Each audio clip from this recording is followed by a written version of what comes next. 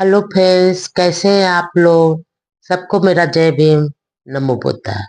Baba Saheb Ambedkar life and mission में आज का टॉपिक है बहादुर महार रेजिमेंट की फिर से सेना में वापसी। वर्ष 1941 चल रहा था और सेकेंड वर्ल्ड वार का घमासान अधिक तेज हो गया था।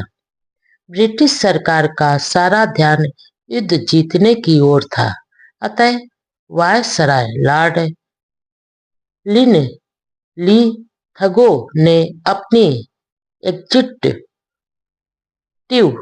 काउंसिलिंग में कुछ भारतीय मेंबर लेने और भारतीयों की ही सलाह मशवरा से सुरक्षा सलाहकार समिति की स्थापना करने की घोषणा की। 7 अन्य सदस्यों के साथ डॉक्टर अंबेडकर को डिफेंस एडवाइजरी कमेटी का मेंबर बनाया गया। कमेटी में जमनादास मेहता, सीपी रामास्वामी व दलित नेता एमसी राजा भी थे। लेकिन दलित व सिख समाज ने मांग की कि एग्जीक्यूटिव काउंसिलिंग में भी उनके प्रतिनिधि लिए जाएं। इस अन्याय पर डॉक्टर अंबेडकर ने विरोध जताया। हालांकि ईस्ट इंडिया कंपनी में अछूत महारों की बटालियन थी और महार बहादुरी के लिए प्रसिद्ध भी थे, लेकिन बाद में अछूतों का सेना में भर्ती करना बंद कर दिया। बाबा साहब लंबे समय से अछूतों की सेना में भर्ती के लिए संघर्ष कर रहे थे। इस बार वह फिर बंबई के गवर्नर से अछूतों की बटालियन स्थापित करने का अनुरोध किया और गवर्नर ने सहर्ष मान भी लिया। उस समय डॉक्टर अंबेडकर ने आह्वान किया कि अछूत बहादुर अपने देश की सुरक्षा और अपने हित के लिए इस अवसर का लाभ उठाकर सेना में भर्ती हुए।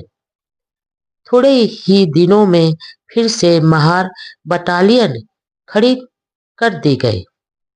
उस समय वीर सावरकर ने वायसराय को तार भेजकर मांग की कि डॉक्टर अंबेडकर को एग्जीक्यूटिव काउंसिलिंग में लेवें।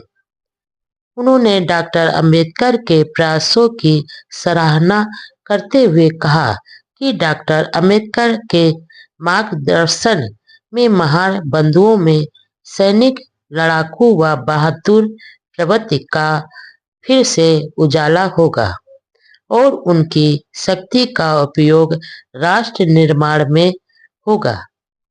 उनका कहना था कि भारत एक लड़ाकू राष्ट्र बने। अछूतों की समस्याओं के संबंध में हरे गांव में हुई सभा के प्रस्तावों पर बंबई सरकार ने कोई ध्यान नहीं दिया, तो अगस्त 1941 में सिन्नर में वतनदार महारों की एक विशाल सभा हुई। उसमें डॉक्टर अंबेडकर ने कहा कि उन्होंने सरकार से शिकायत की है कि देश पांडे व देशमुखों जैसे वतनदारों को कुप्रथा से मुक्त कराने के बाद वतन संपत्ति का लाभ लेने की इजाजत दी है, लेकिन महान वतनदारों को यह सुविधा नहीं दी गई, जो अन्याय है। यदि सरकार ने अधिक लगाए गए टैक्स को वापस नहीं लिया तो महार उस समय तक सरकार के साथ असहयोग करेंगे। वहां से बंबई आने पर डॉक्टर अंबेडकर ने गवर्नर रोजर से लंबी मुलाकात की। सिन्नर सम्मेलन में डॉक्टर अंबेडकर के भाषण में सरकार को दी गई चेतावनी व घोषणा की खबर बंबई के अखबारों में प्रमुखता से छपी। वायसराय लॉर्ड लिथगो उन दिनों बंबई में ही थे और उन्होंने भी खबर को ध्यान से पढ़ा। उन्हें बंबई के गवर्नर को डांट पिलाई कि अछूतों की जायज मांग न मानकर अनावश्यक रूप से अछूतों को सरकार के विरोध में खड़ा कर दिया। इसका अवसर यह हुआ कि अगले ही दिनों में बंबई सरकार ने महारों पर ज्यादा टैक्स का वह आदेश वापस ले लिया और बाबा साहब की जीत हुई। इसके बाद कई सभाओं में डॉक्टर अंबेडकर ने अछूतों को सेना में भर्ती होने पर जोर दिया। युवकों को सेना अधिकारियों की परीक्षाओं में भाग लेकर सेना अधिकारी बनने का भी आह्वान किया। उन दिनों वह एक नई पुस्तक हिंदुओं ने हमारे साथ क्या बर्ताव किया लिखनी शुरू की। प्रकाशन के लिए एक अमेरिकी प्रकाशक से बात भी हुई। आखिर यह पुस्तक 1945 में प्रकाशित हुई। उस समय हालांकि गांधी जी बाहर थे, लेकिन कांग्रेस के अधिकतर नेता जेलों में थे। इधर मुसलमानों ने पाकिस्तान की मांग तेज कर दी। फरवरी 1942 के मध्य में बंबई में एक व्याख्यानमाला के तहत डॉक्टर अंबेडकर की पुस्तक फास्ट ऑन पाकिस्तान पर डॉक्टर अंबेडकर के मित्र और प्रसिद्ध शिक्षाविद आचार्य एम.बी. दोदे के आग्रह पर डॉक्टर अंबेडकर ने बहस का जवाब देते हुए कहा, जो लोग यह मानते हैं कि पाकिस्तान बनना गलत है, तो पाकिस्तान उनके लिए भविष्य में भारी संकट प्रकट होगा। जो कौम अपना इतिहास भूल जाती है, वह इतिहास का निर्माण नहीं कर सकती। भारतीय फौज में से मुसलमानों की संख्या कम कर सेना को एक निष्ठ व सुरक्षित बनाना जरूरी है। अपनी मातृभूमि की सुरक्षा हम करेंगे। लोगों का यह सोचना गलत है कि पाकिस्तान हासिल करने पर मुसलमान पूरे भारत पर अपना साम्राज्य फैला देंगे और हिंदू उनके आगे घुटने टेक देंगे। मैं स्वीकार करता हूँ कि सवर्ण हिंदुओं के साथ कुछ मुद्दों पर मेरा मतभेद व झगड़ा है, लेकिन आपके सामने मैं यह प्रतिज्ञा करता हूँ कि अपने देश की स्वतंत्रता सुरक्षित रखने के लिए, अपनी मातृभूमि की रक्षा के लिए मैं अपने प्राणों को भी न्यौछावर कर दूंगा। राष्ट्रभावना से ओतप्रोत भाषण को सुनकर श्रोताओं ने डॉक्टर अंबेडकर की जय घोष से सभा हाल गूंजा दिया। उन्हीं दिनों सर स्टेफर्ड क्रिप्स रूस की सफल यात्रा के बाद लंदन वापस आए थे और यह घोषणा की गई कि भारत की समस्या को हल करने का काम उनको सौंपा गया है। डॉक्टर अंबेडकर ने अपनी योजना तैयार कर सर क्रिप्स को पेश की। चीनी नेता च्यांग काई शेक ने कहा था कि अंग्रेज भारत को तुरंत सत्ता सौंपे। इस पर डॉक्टर अंबेडकर ने कहा कि चीनी नेताओं ने कहा तो है, लेकिन समस्याओं का ठोस समाधान नहीं बताया। ब्रिटिश सरकार को वर्ल्ड वार के खत्म होने के बाद 3 साल के अंदर भारत को डोमिनियन स्टेटस का दर्जा देने का वचन देना चाहिए और यदि भारत की पार्टियां युद्ध बंद होने के बाद 1 साल में सम्मति से कोई योजना पेश नहीं करेंगे और आपस में सहमत नहीं हुए तो भारत की समस्या इंटरनेशनल ट्रिब्यूनल को निर्णय के लिए सौंप दी जाए और ब्रिटेन यह घोषणा करे कि वह इस फैसले को डोमिनियन भारत के संविधान में शामिल करेगा। जिन्ना द्वारा मुसलमानों को 50% प्रतिनिधित्व की मांग पर डॉक्टर अम्बेडकर ने कहा यह सरासर गलत मांग है और लॉर्ड लिथगो को जिन्ना की मांग ठुकरा देने पर धन्यवाद दिया। उन्होंने कहा कि इस मांग को मानने से अस्थायी रूप से भी राष्ट्रीय सरकार नहीं बन पाएगी। ब्रिटिश साम्राज्य का सूरज डूबने लगा। युद्ध का घमासान जारी था। युद्ध में जापान ने सिंगापुर हासिल कर ब्रिटिश सरकार को हरा दिया। कहा जाता था कि ब्रिटिश सरकार में कभी सूरज नहीं डूबता, लेकिन हार के कारण ब्रिटेन का सूरज डूबता जा रहा था। युद्ध में हार के कारण चीन व अमेरिका ने भी ब्रिटेन पर दबाव दिया कि वह भारत की राजनीतिक समस्या का जल्दी समाधान करे। ब्रिटेन मुश्किल में था।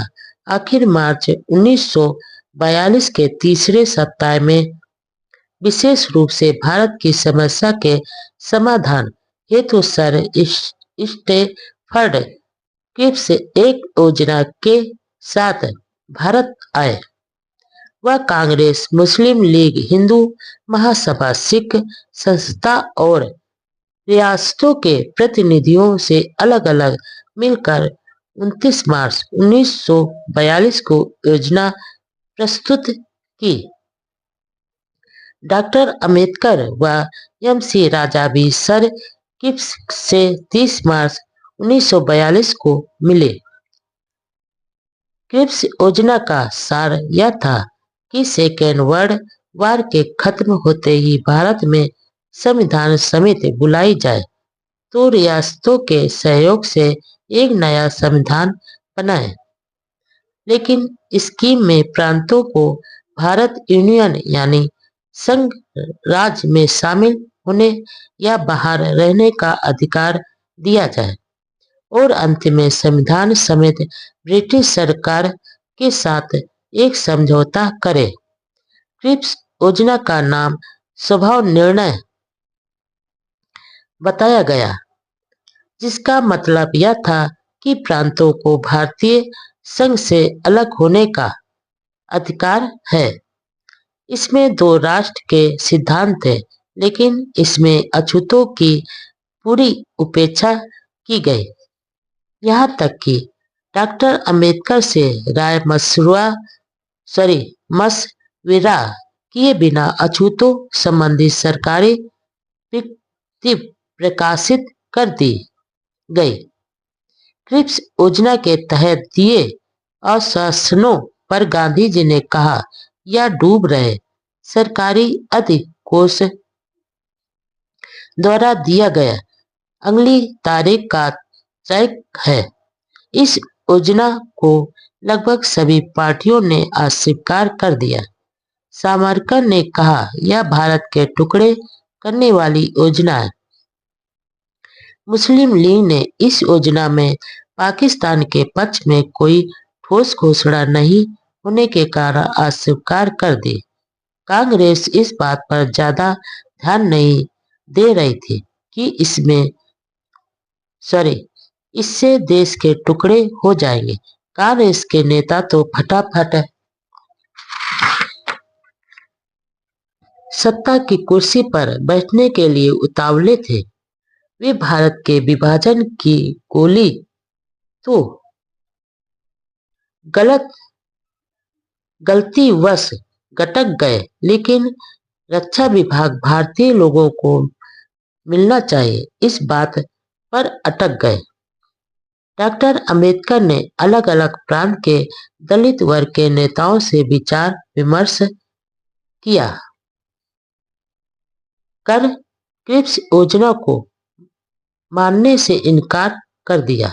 उन्होंने कहा कि यदि क्रिप्स स्कीम को मान लिया जाए तो हिंदू सत्ता के साथ अछूतों को फिर से गुलामी के काले दिन देखने पड़ेंगे। इस स्कीम में अछूतों के हाथ पैर बांधकर असहाय फेंक दिया गया है। उन्होंने यह भी कहा कि जिस संविधान को अछूतों की सहमति व भागीदारी नहीं और उसे अछूतों पर थोप दिया गया तो यह पक्का हो जाएगा कि ब्रिटिशों ने हमारे साथ विश्वासघात किया है। डॉक्टर अंबेडकर ने अनुरोध किया कि ब्रिटिश सरकार की आलोचना करते हुए कहा, खुद को बचाने के लिए दूसरे की बलि का बकरा बना देने जैसा व्यवहार सरकार ने किया। यह भी कहा कि योजना में मुस्लिम लीग को तो पाकिस्तान बनाने का अधिकार दे दिया है। कुल मिलाकर यह योजना पिछड़ों के साथ विश्वासघात की चरम सीमा ही है। पाकिस्तान के विचार पर लिखे इस महत्वपूर्ण ग्रंथ के प्रकाशन के बाद बाबा साहब ने राजगोपालाचारी जैसे वरिष्ठ नेता पर भी करारा व्यंग किया। Mister Gandhi and emancipation of untouchables नामक ग्रंथ में उन्होंने लिखा, राजगोपालाचारी के राजनैतिक कारनामे इतने ताजा हैं कि उन्हें भुलाया जाना मुश्किल है। उन्होंने मुस्लिम लीग के सिपाही के रूप में अपना नाम दर्ज कराया और अपने ही मित्रों के खिलाफ लड़ाई शुरू कर दी। आखिर किस लिए? उन्होंने मुसलमानों की जायज मांगे अस्वीकार कर दी। इसलिए नहीं बल्कि इसलिए कि उन्होंने मुसलमानों की सबसे बड़ी मांग पाकिस्तान को स्वीकार नहीं किया। राजा जी को देश के अछूतों की समस्याओं के प्रति कोई चिंता नहीं है। उन्हें तो इतना भी मालूम नहीं है कि देश में 6 करोड़ अछूत भी रहते हैं और वे भी मुसलमानों की ही तरह राजनीतिक संरक्षण की मांग कर रहे हैं। राजगोपालाचारी की सोची समझी मौन दशा और निर्दयी उदासीनता देश के सारे हिंदू समाज का प्रतिबिंब है।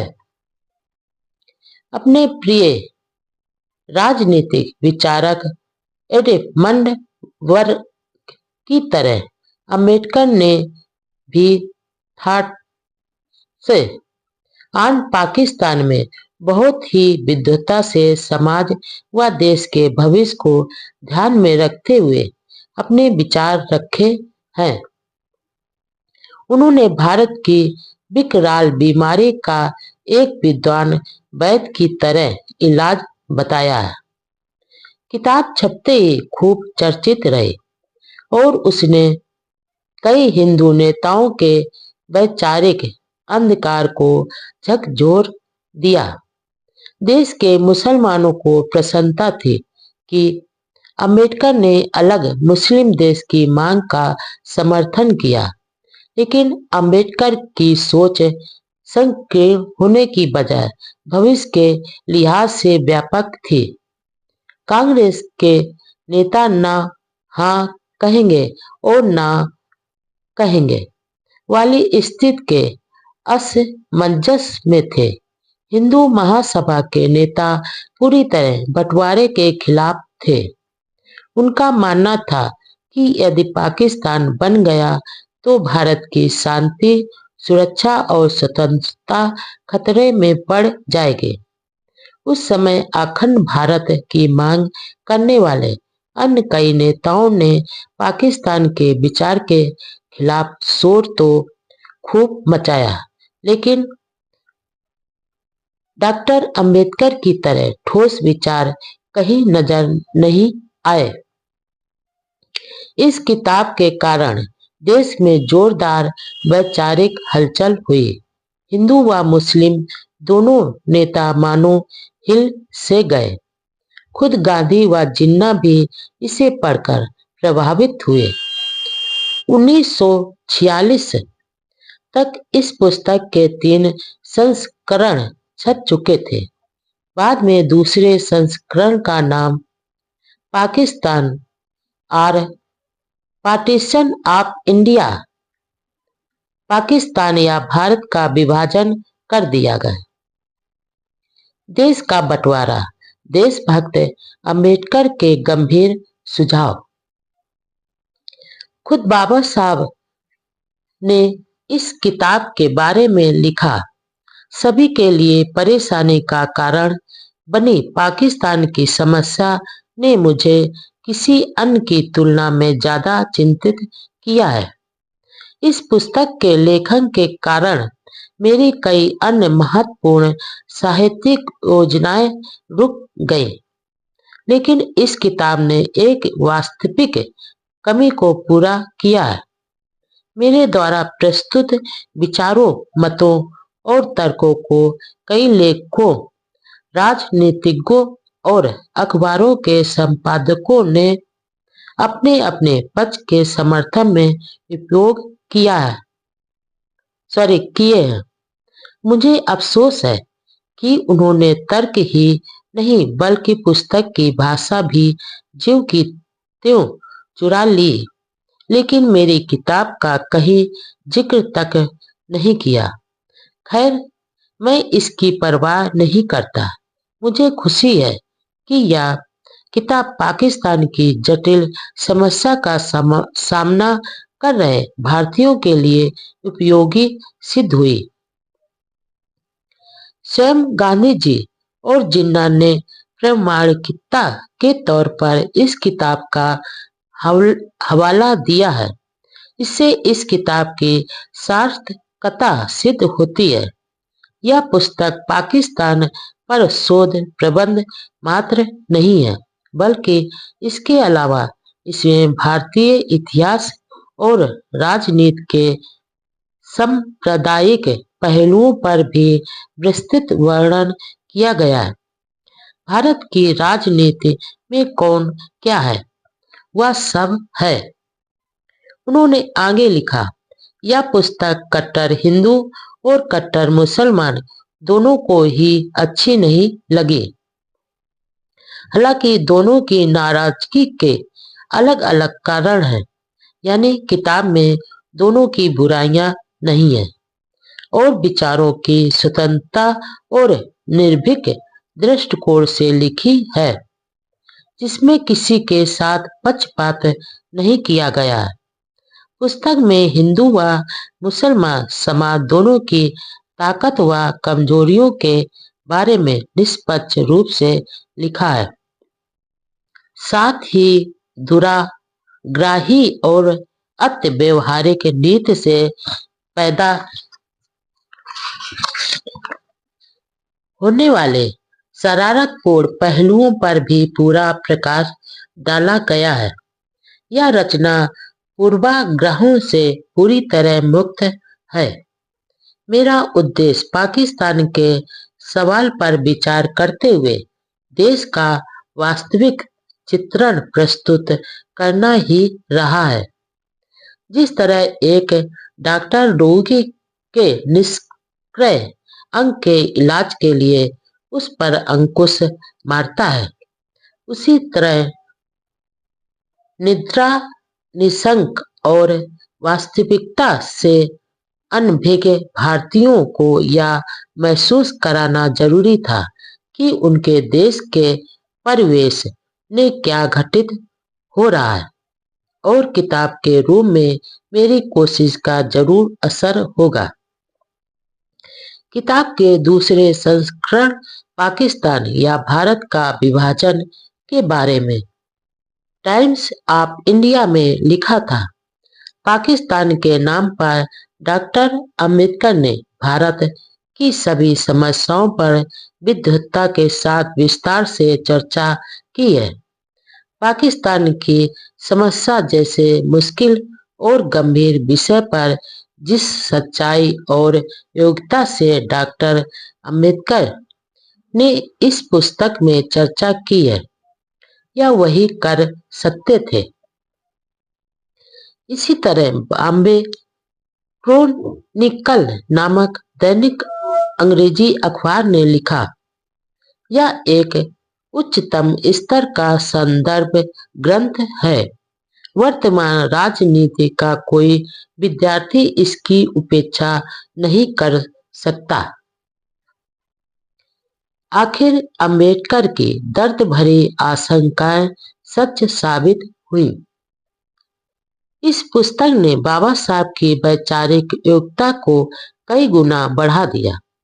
उनके द्वारा व्यक्त किए गए विचारों, सुझावों व तर्कों की खूब सराहना हुई।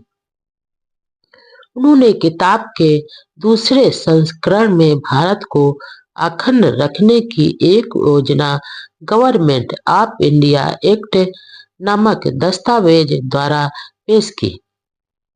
दरअसल बाबा साहब यह अच्छी तरह जानते थे कि ऐसे हालात में हिंदू मुसलमान एक साथ नहीं रह सकते।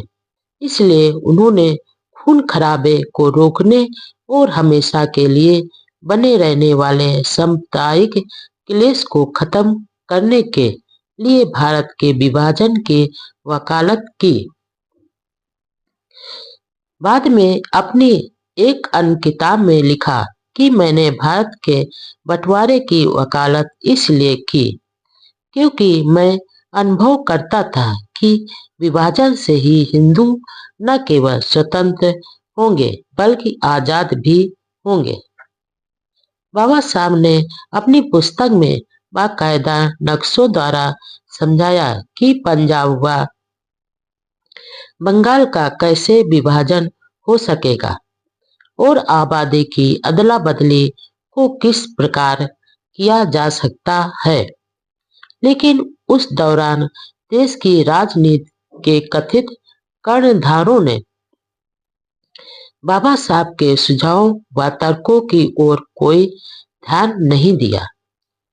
उस ज्वलंत समस्या में अंबेडकर के सुझाव धू धू कर जलते रहे और नेता अपनी अपनी ढपली बजाते रहे।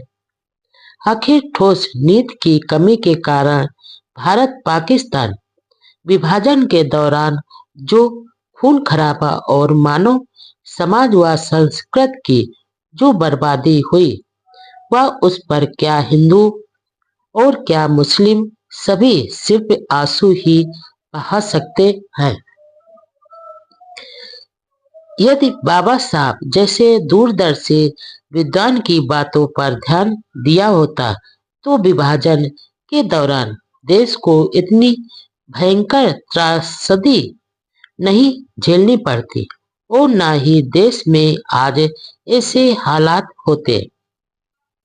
बाबा साहब ने अपनी किताब में जो दर्दनाक आशंकाएं जताई थी वे सब सच्ची साबित हुई और आजादी के इतने लंबे समय बाद भी यह पुस्तक उतनी ही प्रासंगिक है।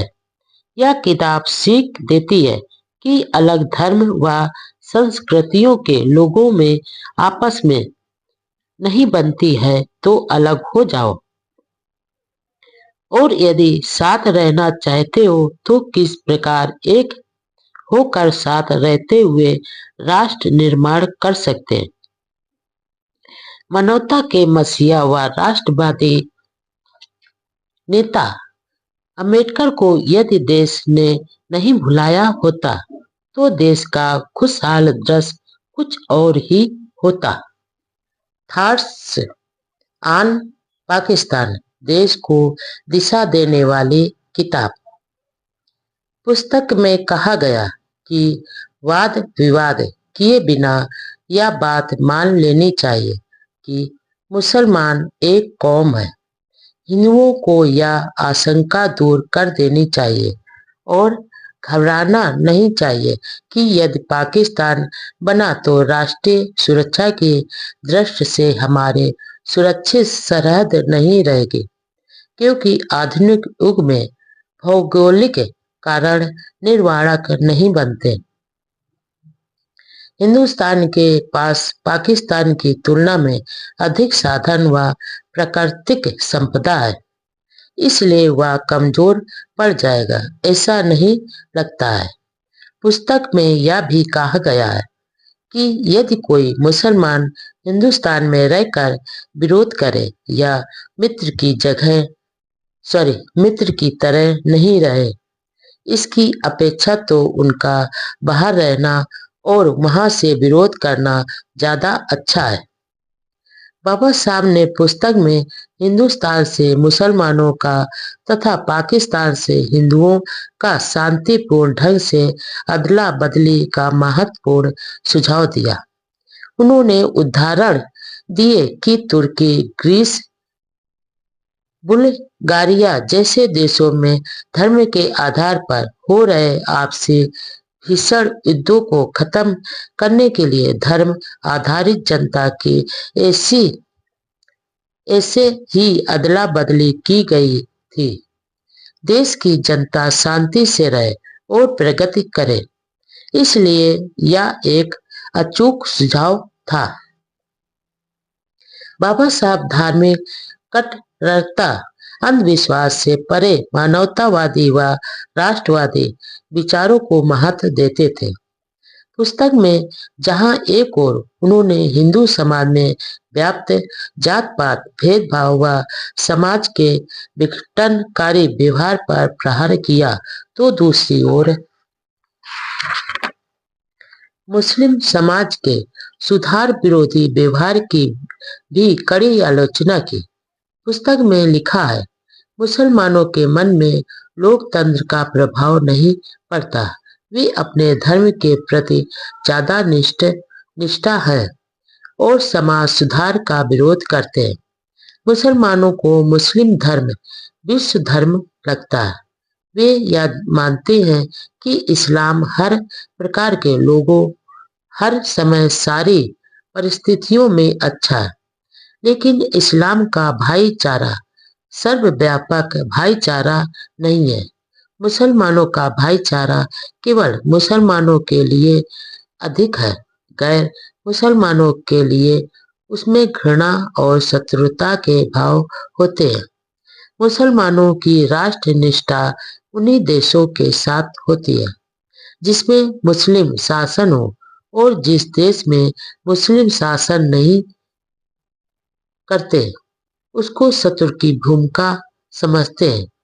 इस्लाम किसी सच्चे मुसलमान को भारत को अपनी मातृभूमि मानने और हिंदू को अपना इष्ट मित्र मानने का भाव पैदा नहीं करता, आज्ञा नहीं देता। किताब में कहा गया है कि मुसलमानों में अब नए जीवन के लिए जागृति आ गई है। अब तक वे अपने को अल्पसंख्यक जमात मानते थे, लेकिन अब उन्होंने अपना रास्ता ढूंढ लिया। जो मुसलमान अपनी मंजिल की तरह नहीं बढ़ेगा वह न समझ ही रहे होगा। यदि एक बार अलग राष्ट्र का निश्चय किया है तो सूरज की तरह उनकी मंजिल चमक रही है। थर्स्ट ऑन पाकिस्तान में बाबा साहब ने पाकिस्तान का समर्थन कर हिंदुओं से भी नम्रता से पूछा कि अखंड भारत जिसके लिए संघर्ष करना चाहिए उसका ध्येय क्या है। जोर जबरदस्ती कोई समाधान नहीं है। यदि आपने पाकिस्तान को मंजूरी दी तो बाद में एक दूसरे के अधिकारों के हनन और गुलामी से तो मुक्त होंगे। ग्रीक तुर्किस्तान के उदाहरणों का अध्ययन कर आप विभाजन को स्वीकार कर लो। यदि समुद्र में कोई जहाज डूब रहा है तो अधिक सामान को उतार कर हल्का करना ही ठीक रहता है। यदि केंद्र में मजबूत सरकार चाहिए तो देश का विभाजन स्वीकार कर लें, अन्यथा परिणाम भयंकर होंगे। जबरदस्ती थोपी गई एकता देश के विकास में बड़ी बाधक होती है। भारत की आजादी की सारी आशाएं मिट्टी में मिल जाएंगी यदि अभी भी देश की अखंडता पर जोर दिया तो भारत कभी भी एक संग नहीं होगा। देश के अलग अलग भागों में असंतोष होगा। तीसरा पक्ष जो ब्रिटिश सत्ता है वह यह समस्या हल नहीं कर सकेगी। दोहरेपन की भावना पैदा होगी और देश एक कमजोर रक्तहीन रोगी बनकर रह जाएगा, जिंदा लाश की तरह हो जाएगा। और इसके दूसरे पहलू पर भी गौर करें। यदि हिंदू मुसलमान अपने अपने देश में रहेंगे तो अपनी इच्छा के अनुसार उपनिवेश या स्वतंत्र देश की स्थापना कर सकेंगे। उन्हें अपने देश के लिए जो ठीक लगेगा वे करने के लिए स्वतंत्र होंगे। ब्रिटेन का पूरा ध्यान द्वितीय विश्व युद्ध की ओर था। वह उसमें बुरी तरह से उलझ चुका था।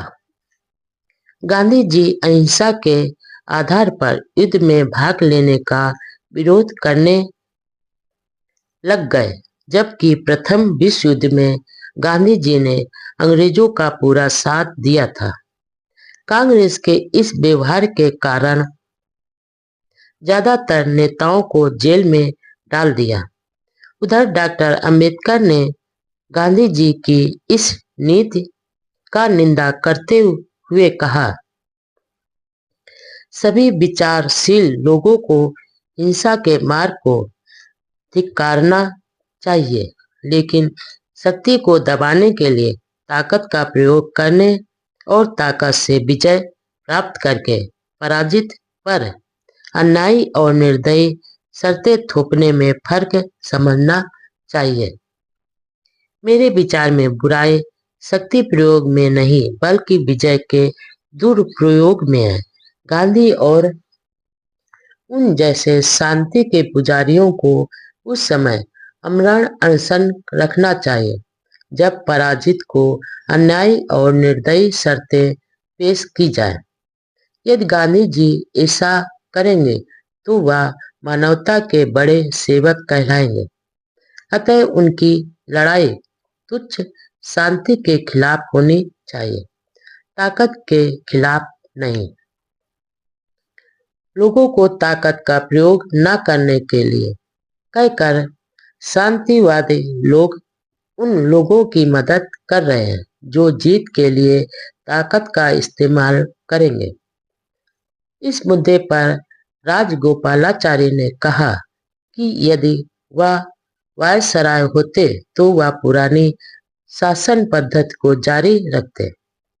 इस पर डॉक्टर अंबेडकर जी ने पूछा, क्या कांग्रेस देश के लिए लड़ रही है? कांग्रेस का ऐसा दावा एक धोखा है, ढोंग है। सच्चाई यह है कि सत्ता की चाबियां अपने कब्जे में करने के लिए ब्रिटिश से लड़ रही है।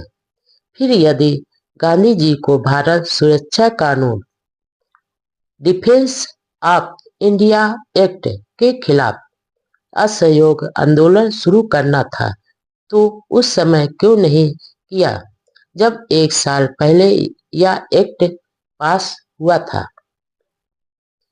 सेकेंड वर्ल्ड वार, ब्रिटिशों की उलझन, भारत में अलग मुस्लिम राज्य की मांग के बीच वर्ष 1940 का आखिरी माह था। इसी दौरान बाबा साहब की बहुत ही विचारपूर्ण किताब थॉट्स ऑन पाकिस्तान, देश को दिशा देने वाली किताब प्रकाशित हुई। जब देश में धर्म के आधार पर बंटवारे की मांग उठी तो ऐसे दौर में इस किताब के राजनैतिक हल्के में जोरदार हलचल पैदा कर दी, मानो विस्फोट सा हो गया। इसमें उन्होंने देश के प्रमुख राजनैतिक सवालों पर भविष्य की दृष्टि से महत्वपूर्ण विचार रखे। बाबा साहब ने किसी भी मुद्दे पर ढुलमुल नीति नहीं अपनाई। विचारों में दोहरापन नहीं था। समाज व देश हित में कड़वी लेकिन खरी बात कहते थे। भारत के बंटवारे के मुद्दे पर उन्होंने देश के सारी परिस्थितियों का गहन अध्ययन किया और भविष्य में भी देश में शांति कायम रहे, देश प्रगति करे, इसके लिए उन्होंने इस पुस्तक में हिंदुओं को सलाह दी थी कि वे भारत का विभाजन हिंदुस्तान व पाकिस्तान को स्वीकार कर लें। जब बाबा साहब जी ने सम्मेलन की अध्यक्षता स्वीकार कर ली और अपना अध्यक्षीय भाषण भी लिख दिया, तो मंडल के नेताओं ने पहले तो यह कहकर भाषण की हाथ से लिखी कॉपी मांगी कि वह उसे लाहौर में छपवाएंगे, लेकिन जब बाबा साहब जी ने उसे बंबई में ही छपवाने को कहा तो मंडल के नेता घबरा गए। उन्हें शक हो गया और भाषण की छपी कापियों को चतुराई से लाहौर मंगवा लिया। 22 अप्रैल 1936 को उन्होंने बाबा साहब जी को एक पत्र लिखा कि वह अपने अध्यक्षीय भाषण में से वह भाग काट दें जिनमें वेदों और गीता की आलोचना की गई है।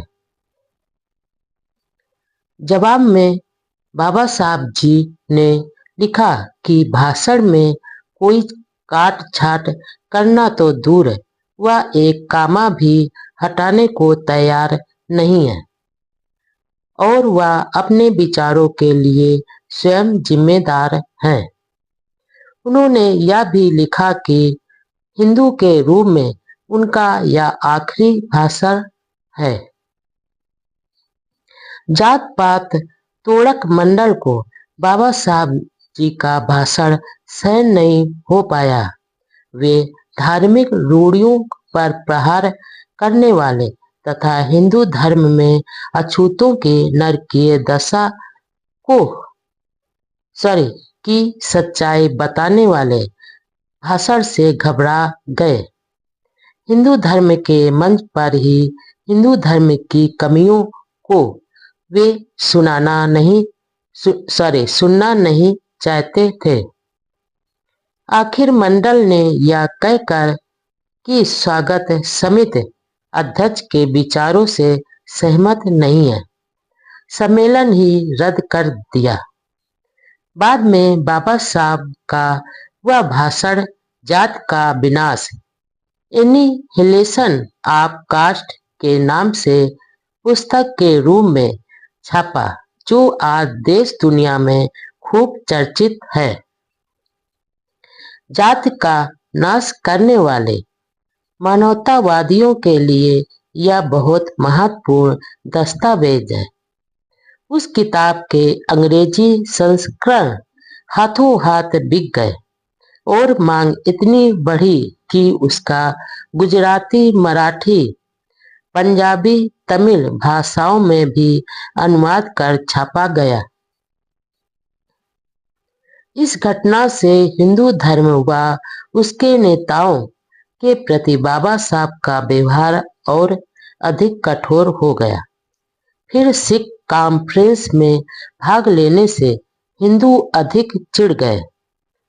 साथ में वे घबरा भी रहे थे। गांधी व उनके अनुयायियों में भी खलबली मची हुई थी।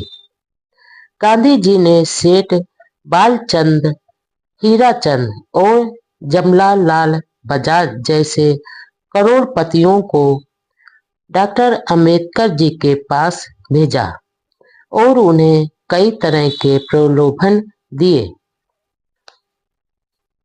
वर्धा में अछूतों ने बाबा साहब का भव्य स्वागत किया।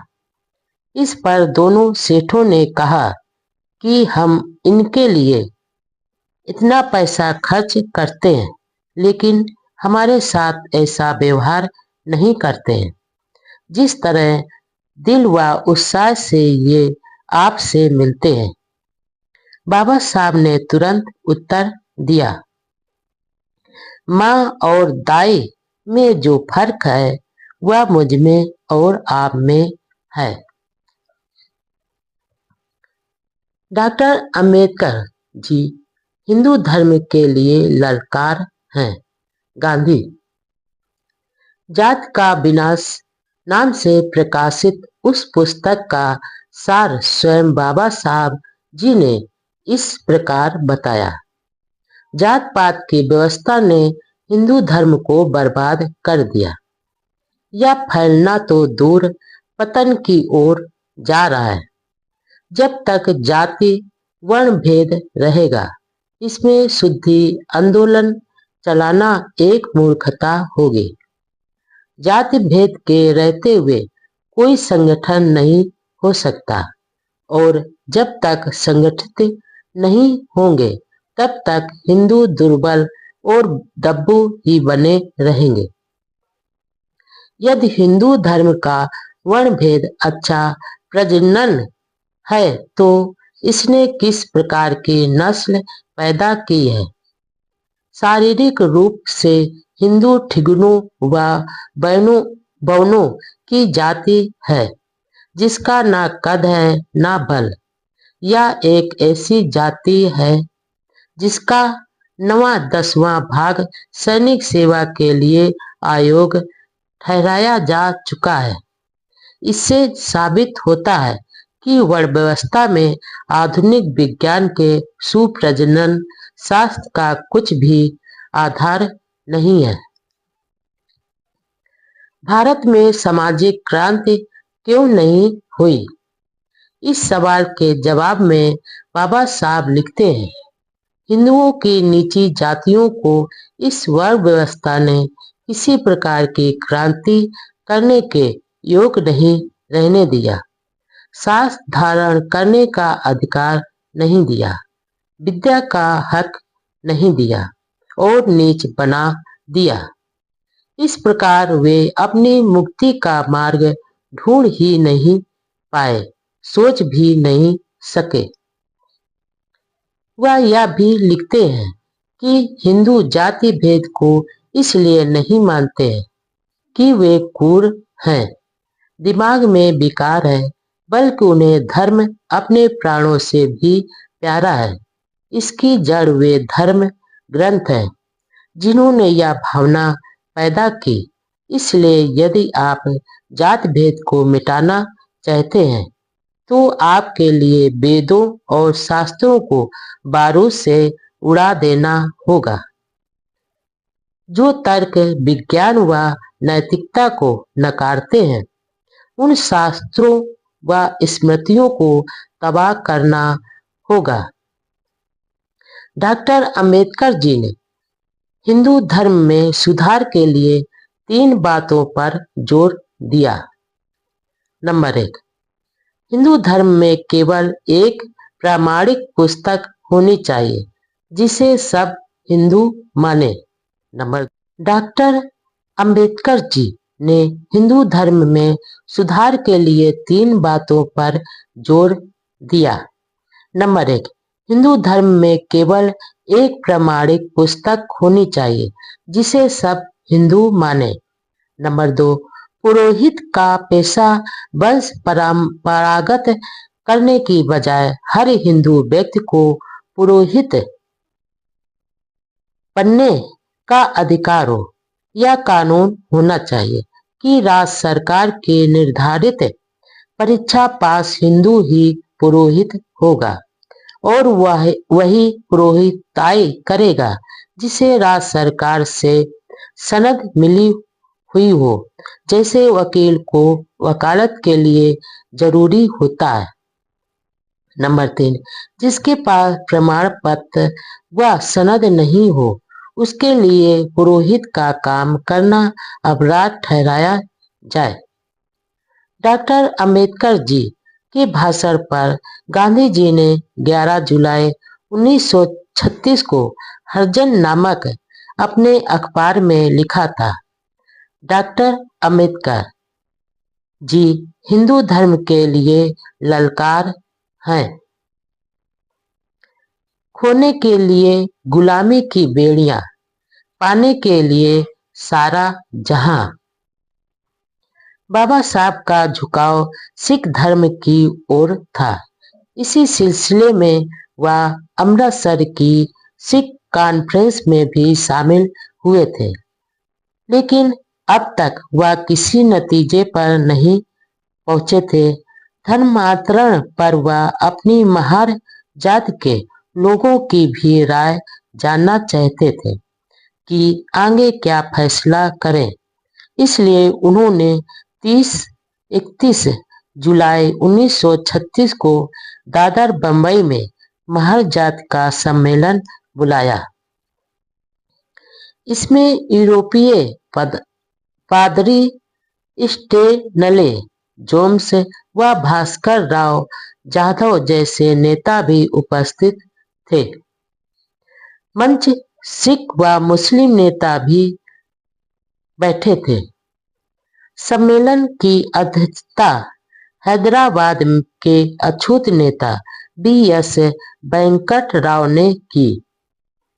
महार के अलावा अन्य जातियों को नहीं बुलाने के संबंध में बाबा साहब जी ने कहा कि इसके लिए वे बुरा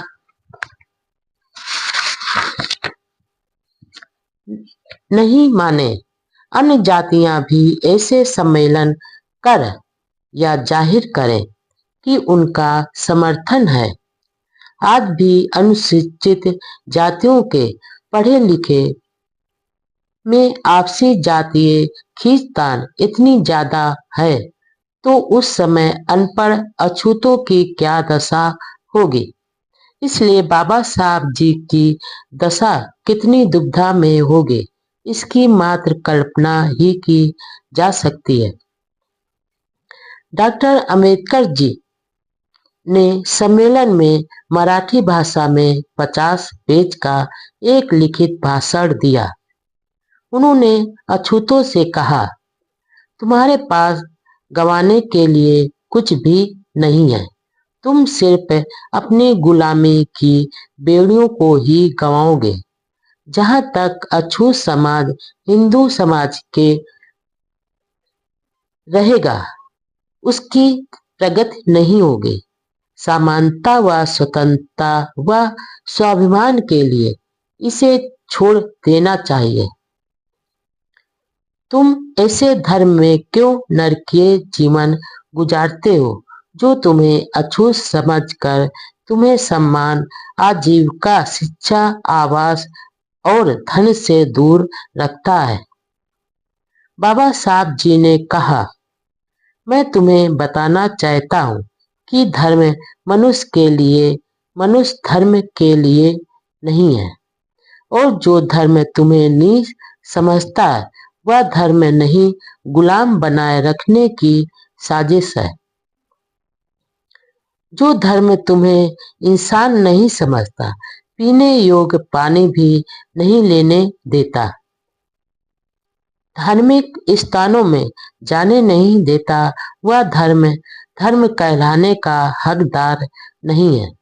जो धर्म तुम्हें शिक्षा से वंचित रखता है, सांसारिक विकास में बाधा डालता है, उसे धर्म हरगिज नहीं कहा जा सकता। जो धर्म अपने सहयोगियों से सहानुभूति व प्रेम करना नहीं सिखाता, वह धर्म नहीं, शक्ति का प्रदर्शन है। जो धर्म पशु को तो छूने की इजाजत देता है, लेकिन इंसान के छूने को पाप व अधर्म कहता है, वह धर्म नहीं बल्कि षड्यंत्र है। जो धर्म गरीब को गरीब और अनपढ़ रहने पर मजबूर करता है, वह धर्म नहीं बल्कि एक संकट है। वह धर्म नहीं बल्कि गुलाम बनाए रखने की साजिश है। डॉक्टर अंबेडकर जी ने कहा, जिस धर्म में एक वर्ग विद्या अध्ययन करे, दूसरा शास्त्र धारण करे, तीसरा व्यापार करे और चौथा सिर्फ सेवा करे। ऐसा कहा गया है। वह धर्म मुझे स्वीकार नहीं।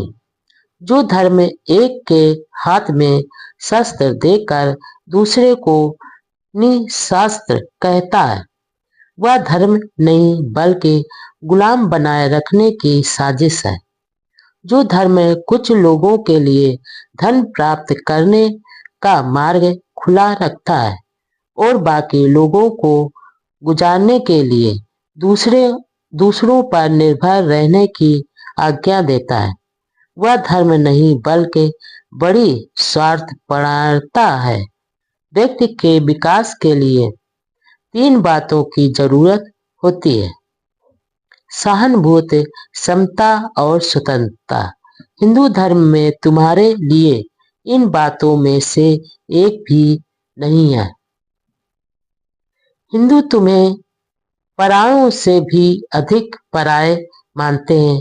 शत्रुता से भरे इस वातावरण में रहकर तुम्हारा क्या भला होगा?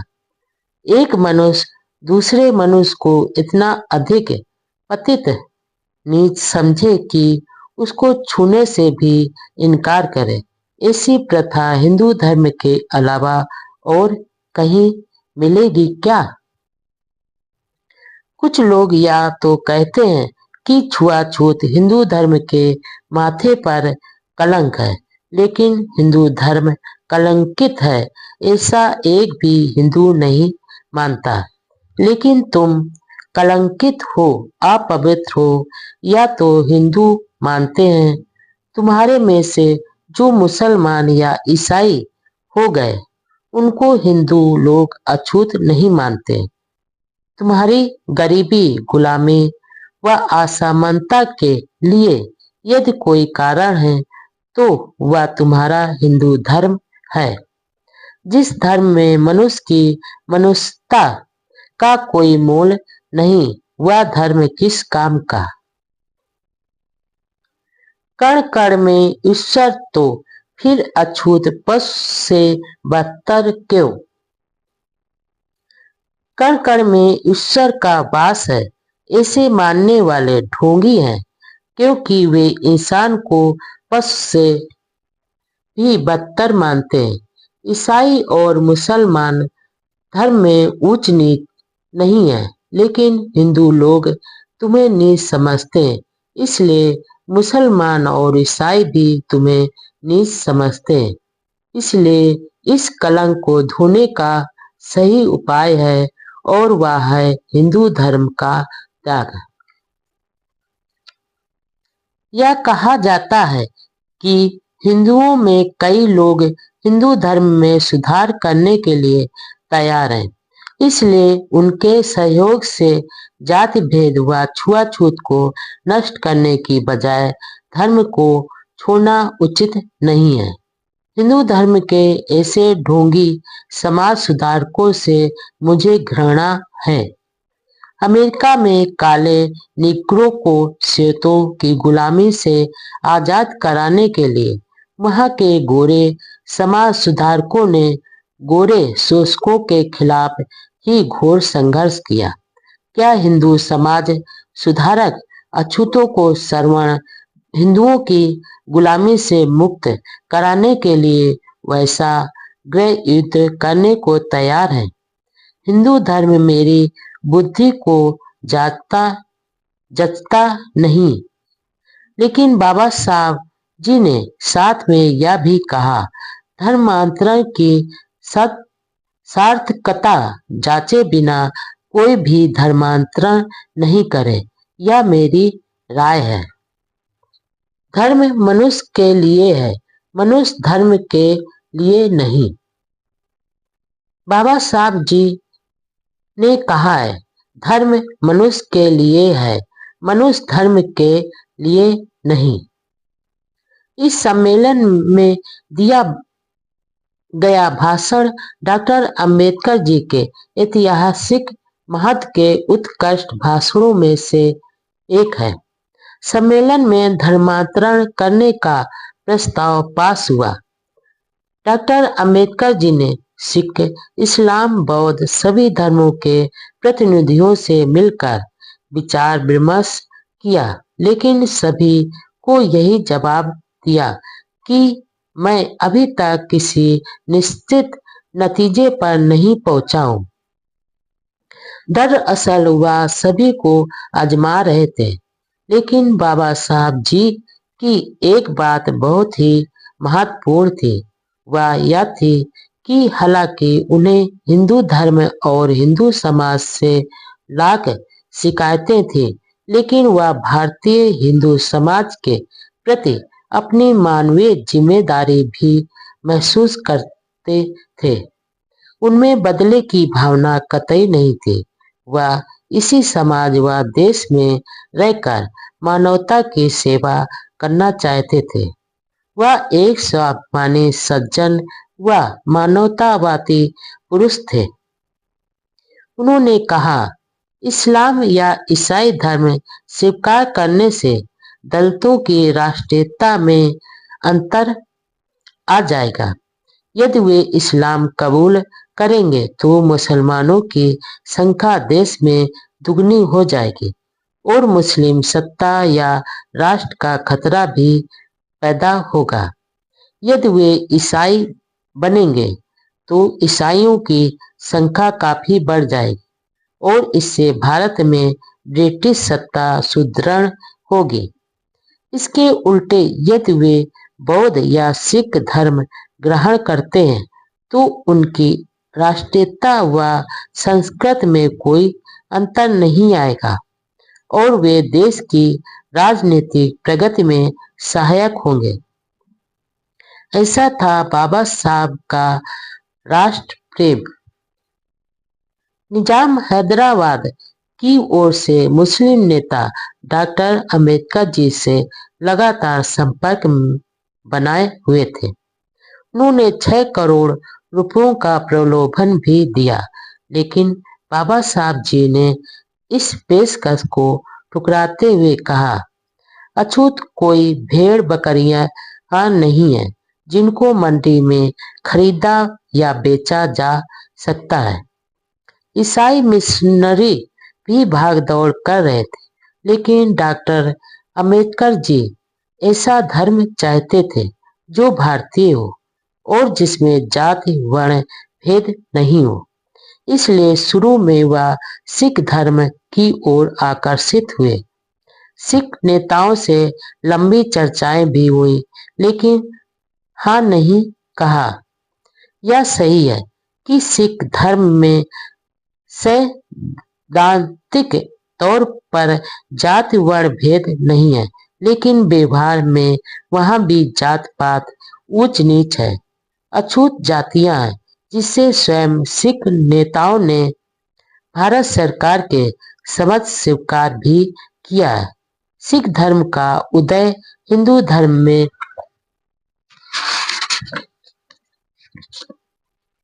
जात पात, ब्राह्मणवाद, ऊंच नीच व अंधविश्वास के खिलाफ विद्रोह के रूप में हुआ था, लेकिन बाद में सिख धर्म खुद इनकी चपेट में आ गया। गांधी वर्ण व्यवस्था के रक्षक थे, डॉक्टर अंबेडकर इसके विनाशक। धर्मांतरण की घोषणा के बाद एक विचित्र बात यह मालूम होती है कि दलित जातियों को अपने अपने धर्म में शामिल करने के लिए, अर्थात गले लगाने के लिए सभी धर्म चाहते थे।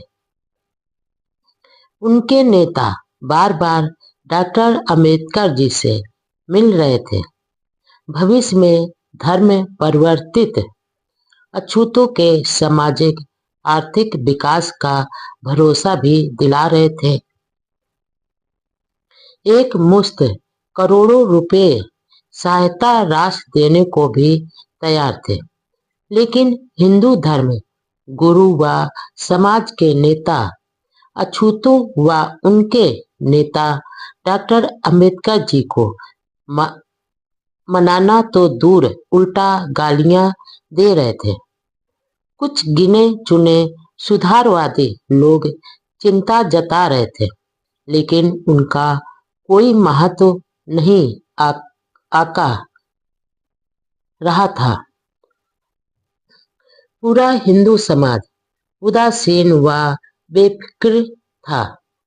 धर्म को बचाने की बजाय डॉक्टर अंबेडकर जी को कोसने में लगा हुआ था।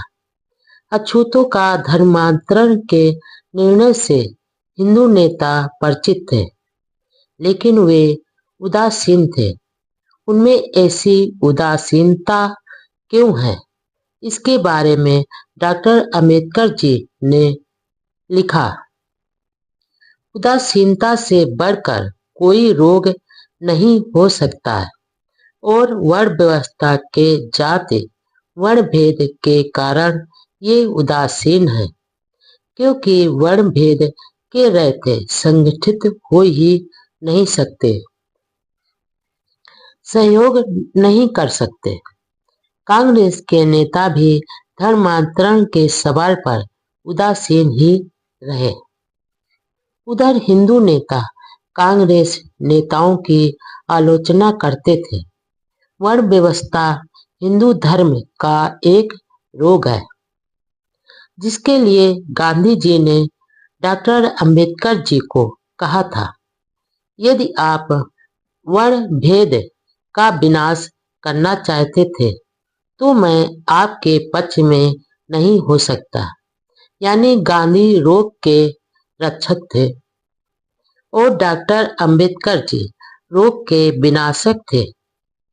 आखिर गंदगी को गंदगी से कैसे धोया जा सकता है? जात भेद का समर्थन करके छुआछूत का निवारण नहीं किया जा सकता। डॉक्टर अंबेडकर जी द्वारा धर्मांतरण की घोषणा के बाद मैसूर राजा ने घोषणा कर दी कि दरबार के दशहरा महोत्सव में दलित जात के लोग शामिल हो सकेंगे और sir G P Ramaswami Iyer की कोशिशों के बाद त्रिवणकोर रियासत में राज के अधीन सैकड़ों मंदिरों के दरवाजे अछूतों के लिए खुले कर दिए। गांधी जी पहले यंग इंडिया नाम से अखबार निकालते थे, लेकिन पुणे समझौते के बाद इसका नाम हरिजन कर दिया। 10 जून 1936 को एक इटालियन भिक्षु लोकनाथ भी दादर के राजगृह में बाबा साहब से मिले। हिंदू महासभा के प्रवक्ता डॉक्टर मुंजे अपने मित्रों के साथ 10 जून 1936 को बंबई में डॉक्टर अंबेडकर जी से मिले और सिख धर्म अपनाने का आग्रह किया। इस दौरान हिंदू महासभा के नेताओं ने डॉक्टर अंबेडकर जी से हमेशा अलग चलने वाले अछूत नेता एम.सी. राजा को भी भड़काया। राजा ने गांधी व मालवीय को पत्र लिखकर सलाह मांगी। उस समय कांग्रेस के नेता गोविंद बल्लभ पंत ने कहा, हरिजनों को दोनों बातों का लाभ नहीं मिलेगा। वे अछूत हिंदू के रूप में विशेष अधिकारों का लाभ लेवें या हिंदू बनकर उनका त्याग करें। पंत को डॉक्टर अंबेडकर जी ने जवाब दिया, कांग्रेस पार्टी की यह साजिश है कि अछूत लोग और मैं घबराकर आने वाले चुनाव में लड़े ही नहीं। पार्टी की कोशिश है डॉक्टर अंबेडकर जी और उनके अनुयायियों को हिंदू धर्म में रहने के लिए मजबूर किया जाए। डॉक्टर अंबेडकर जी के कहने का अर्थ यह था कि अछूतों को जो सीटें मिली हैं वे हिंदुओं के हिस्से में से न होकर आम चुनाव क्षेत्र से प्राप्त हुई है। अछूतों का जो वर्गीकरण किया गया है वह धार्मिक दृष्टि से नहीं होकर सामाजिक और आर्थिक आधार पर किया गया है। पंत और डॉक्टर अंबेडकर जी के बीच वाद विवाद के बारे में संडे स्टेट्समैन अखबार ने लिखा कि डॉक्टर अंबेडकर जी जैसे कानून विशेषज्ञ संवैधानिक विषयों में हस्तक्षेप करने वाले कोई एरे गैरे व्यक्ति नहीं है। वह संविधान विज्ञान के महान कानून विशारद हैं। किस समय किस मुद्दे पर क्या बोलना है वे अच्छी तरह जानते हैं। उनके पास बुद्धि की बड़ी पूंजी है, इसलिए वे हर समय किसी भी विषय पर वाद विवाद की स्थिति में तैयार रहते हैं। इसलिए डॉक्टर साहब का कहना उचित है। इधर डॉक्टर अंबेडकर जी के विरोधी अछूत नेता एम.सी. राजा गांधी जी सहित कई हिंदू नेताओं से डॉक्टर अंबेडकर जी के विचारों के खिलाफ पत्र व्यवहार करते रहते थे। गांधी जी को यह अच्छा अवसर मिला और उन्होंने राजा से पूछे बिना ही राजा के पत्रों को अपने अखबार में छाप दिए। अब पाठक अंदाज लगा सकते हैं कि डॉक्टर अंबेडकर जी पर क्या गुजरी होगी। राजनीतिक क्षेत्र में संघर्ष, लेबर पार्टी की स्थापना। बाबा साहब के मन में अछूत किसान मजदूर मेहनतकश कौम के अधिकारों की बहुत चिंता थी। उनकी इच्छा थी राजनीति में प्रवेश कर कानून के माध्यम से इनके अधिकारों की रक्षा हो तथा प्रगति करे। गवर्नमेंट ऑफ इंडिया एक्ट 1935 के अनुसार राज्य सरकारों को स्वशासन का अधिकार दिया जाना था और फरवरी 1937 में राज्यों में चुनाव होने जा रहे थे। हर पार्टी चुनाव की तैयारियां कर रही थी।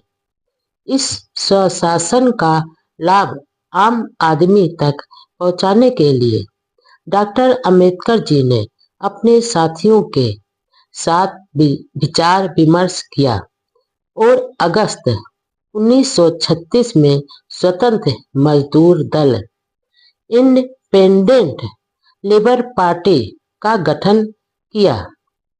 इंडिपेंडेंट लेबर पार्टी का दृष्टिकोण सिर्फ अछूतों तक ही सीमित नहीं था, बल्कि इसका उद्देश्य भूमिहीनों, गरीब किसानों तथा मजदूरों के हितों की रक्षा तथा उनकी समस्याओं का समाधान करना था। हालांकि पार्टी का कार्यक्षेत्र बंबई राज्य तक ही सीमित था।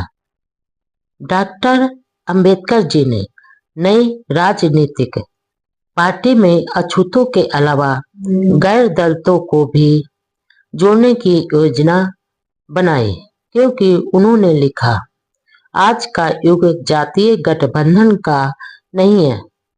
इंडिपेंडेंट लेबर पार्टी का उद्देश्य श्रमिकों का कल्याण है या मजदूरों का संगठन है।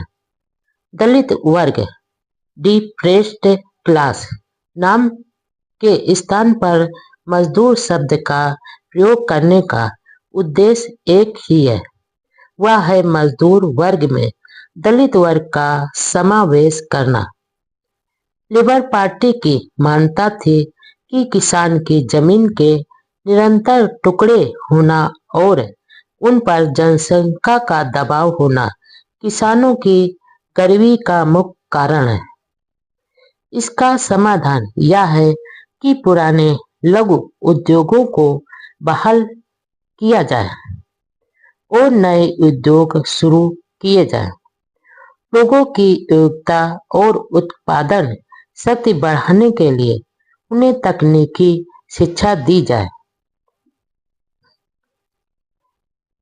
इसके लिए सरकार की ओर से उद्योग चलाने और प्रबंध करने का सुझाव दिया गया। कारखाने के कामगारों के रोजगार तथा कल्याण के लिए बेहतर कानून बनवाना भी पार्टी का एक लक्ष्य था। काम के घंटे तय करना, प्रमोशन के अवसर देना, वेतन, छुट्टियां, आवास की उपयुक्त सुविधा आदि के लिए प्रभावी कानून बनवाने के लिए सरकार को बाध्य करना दल के अन्य लक्ष्य थे।